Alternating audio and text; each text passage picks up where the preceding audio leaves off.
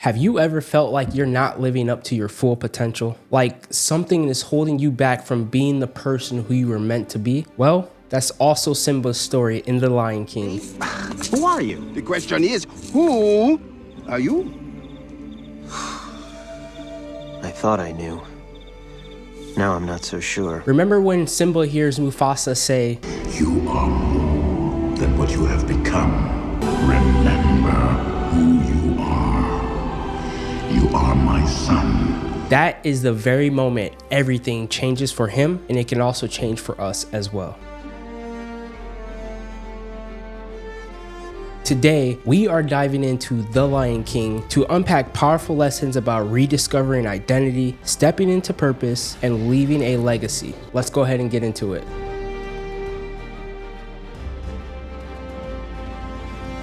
Simba spends most of his life believing the lie that his mistakes define him. He's so consumed by the guilt of Mufasa's death that he forgets who he really is. When Rafiki leads Simba to the water and says, Look hard.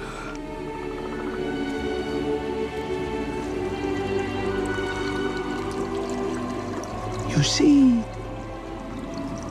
he lives in you. Simba doesn't just see himself, but he sees Mufasa in his reflection. That moment reminds us that me and you, carry something greater on the inside of us. Ephesians 2 verse 10 says, "For we are God's handiwork, created in Christ Jesus to do good works, which God prepared in advance for us to do." Like Simba, we're created with purpose, value, and greatness already built in. The problem isn't forgetting who we are, it's forgetting whose image we reflect.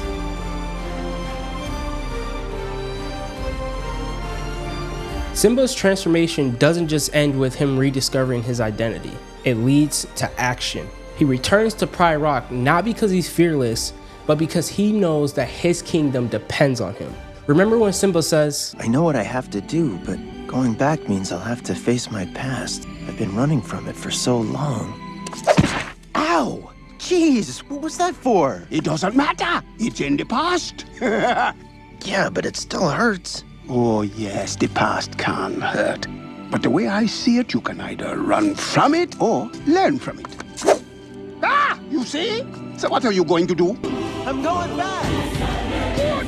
Go on. he knows that his purpose is bigger than his fears. Joshua 1:9 says, "Have I not commanded you? Be strong and courageous. Do not be afraid. Don't be discouraged, for the Lord your God will be with you wherever you go." Like Simba, stepping into our calling isn't about being perfect. It's about trusting God to strengthen us in our weakness.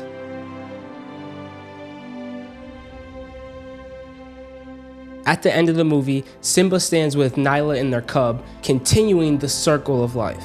That moment shows us that legacy isn't about what we do, but it's about what we leave behind. Proverbs 13:22 says, "A good person leaves an inheritance for their children's children." You see, when Simba faced his fears and stepped into his calling, he didn't just change his story, he changed the future of Pride Rock. That is the power of legacy. Our courage today can inspire generations to come. So let me ask you a question. What's been holding you back from stepping into your calling? Is it fear like Simba? Or maybe it's forgetting who you really are? Whatever it is, I challenge you today to take one step forward to reclaiming your identity and stepping into your God-given purpose. Let me know your guys' thoughts or any breakdowns you guys have of the movie in the comments below. Do not forget to hit the subscribe button, because on here, on this channel, and on this series From Screen to Sermon, we are turning stories we love into lessons we can live by. Next week, we are diving into Spider-Man